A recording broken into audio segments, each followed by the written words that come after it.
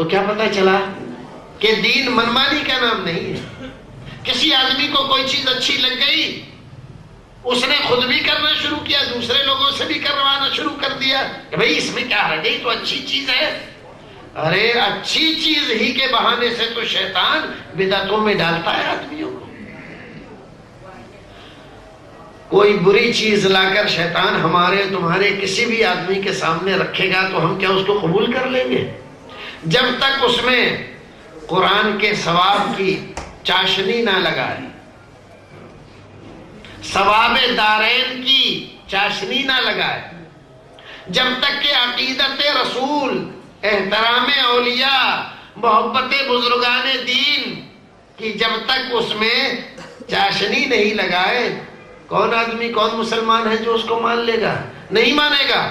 تو یہ چاشنیاں ہمیں راستے سے ہٹا دیتی ہیں، سنت رسول سے دور کر دیتی ہیں. ان چاشنیوں سے بچنے کی ضرورت ہے. ایسا ہوتا کب ہے؟ تب ہوتا ہے جب سنت رسول کی اہمیت، قیمت، اس کا وزن ہماری نظروں میں کم ہو جاتا ہے. اور اگر ہماری نظروں میں سنت رسول کی اہمیت حقیقی معنی میں اجاگر ہو جائے، جتنی ہے اس کی اہمیت، جتنی قیمت اس کی ہے، سنت رسول کا جو حقیقی درجہ ہے وہ اگر ہم جان جائیں تو قسم پروردگار کی میں یقین رکھتا ہوں کہ کوئی بھی مسلمان کسی بدعت میں گرفتار نہ ہو. لیکن وہ بدعت میں گرفتار ہوتا ہی تب ہے جب سنت کو کم سمجھتا ہے. ایک حدیث یاد آ رہی رسول اکرم صلی اللہ علیہ وسلم کی. آپ نے فرمایا کہ جب جب کوئی قوم کوئی بدعت ایجاد کرتی ہے، مبتدا قوم بدعتا، نتیجے میں اللہ رب العزت ایک سنت کو ان سے اٹھا لیتا ہے، اور تب تک ان کو وہ سنت نہیں ملتی جب تک کہ وہ اس بدعت کو چھوڑ نہ دے. سب سے بڑی نحوست بدعت کی یہی ہے کہ سنت رسول ہم سے چھوٹ جاتی ہے، سنت رسول سے ہم محروم ہو جاتے ہیں، سنت کی روشنی ہم سے الگ ہو جاتی ہے اور بدعت کی تاریکیاں ہمیں آ کر گھیر لیتی ہیں. ایک مثال چھوٹی سی آپ کو دوں. ایک زمانہ تھا ہمارے ہندوستان میں، ہمارے بچپن میں بڑا زور تھا جب اذان ہو تو اشہد ان محمد رسول اللہ جب مؤذن کہے، انگوٹھوں کو چومنا، ان کو آنکھوں پہ لگانا، بڑا زور تھا اس کا. اور جو آدمی ایسا نہیں کرتا تھا اس کو کہتے تھے کہ یہ رسول کا دشمن ہے، رسول سے محبت نہیں کرتا، رسول سے عقیدت نہیں رکھتا، اسی لیے آپ کے نام آنے پر اس کو کوئی خوشی نہیں ہوتی.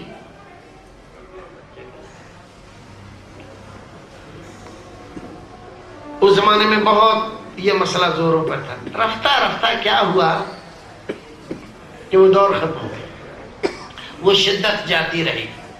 آج جو حضرات اس کے لیے مرنے مارنے پر تیار رہتے تھے، آج ان حضرات نے بھی اس کو چھوڑ دیا. دیکھیے یہ ایک بدعت تھی جو مسلمانوں میں شروع ہوئی تھی. اب ایک حدیث رسول اکرم صلی اللہ علیہ وسلم کی سنیے.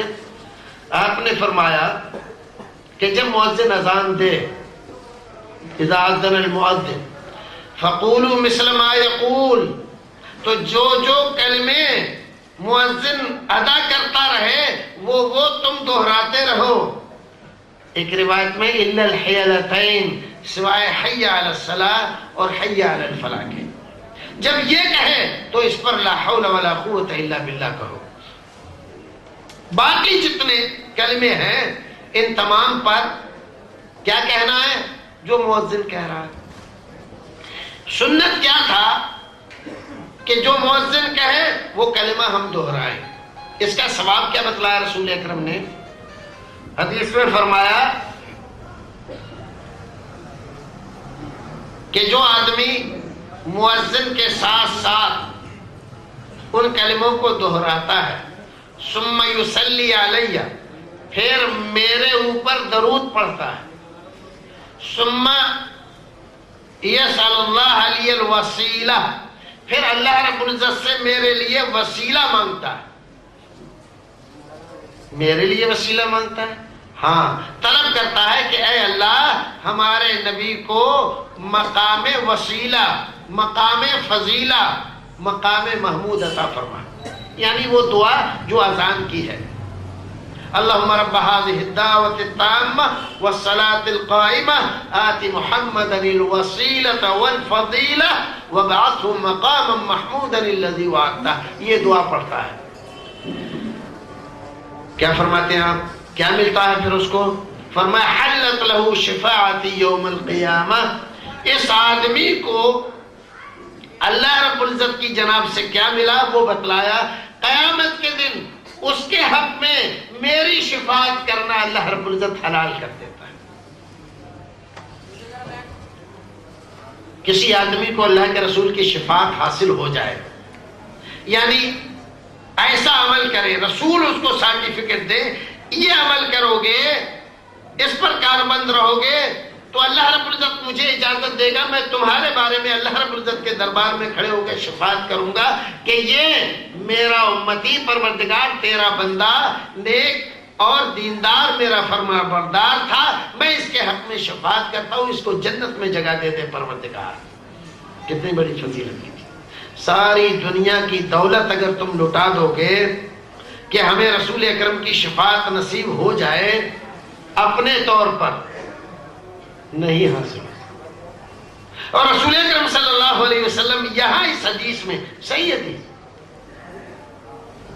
کیا فرما رہے ہیں؟ اس کے لیے شفاعت میری حلال ہو جاتی ہے. اب اتنی بڑی حدیث، اتنا بڑا فائدہ تھا. اب ایک بدعت آئی، کسی آدمی نے بدعت نکالی. انہوں نے ایک چیز نکالی کہ جو آدمی اشہد ان محمد رسول اللہ سنتا ہے مؤذن سے، پھر ان انگوٹھوں کو چومتا ہے، پھر ان کو آنکھوں سے لگاتا ہے، تو اس کا کیا فائدہ ہوتا ہے کہ اس کی آنکھیں نہیں دکھتی، اس کی آنکھیں نہیں دکھتی. ایک طرف رسول اکرم کہہ رہے ہیں کہ میں جو بتلا رہا ہوں اس پر عمل کرے گا تو میری شفاعت کا مستحق ہو جائے گا.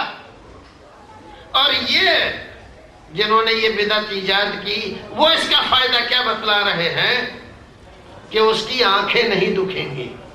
ایک آدمی کی آنکھیں نہ دکھیں اور شفاعت رسول سے محروم ہو جائے، یہ سودا گھاٹے کا ہے کہ نفع کا ہے؟ اس سے بڑا گھاٹے کا سودا اور کیا ہو سکتا؟ ارے اس کی آنکھیں دنیا کو دیکھتی رہے، اس کی دل کی آنکھیں تو اندھی ہو گئی کہ سنت رسول کو نہیں دیکھتی. کیا فائدہ؟ بصارت ہے بھی تو کیا فائدہ کہ بصیرت نہیں ہے.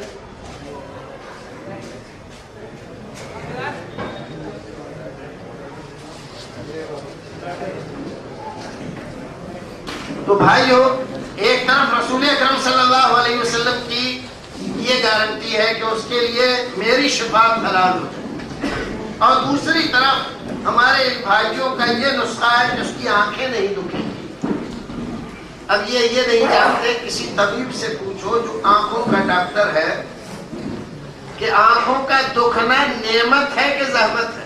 بظاہر ہمیں زحمت لگتا ہے لیکن وہ نعمت ہے آدمی کی. آدمی کی جب تک آنکھ دکھتی رہتی ہے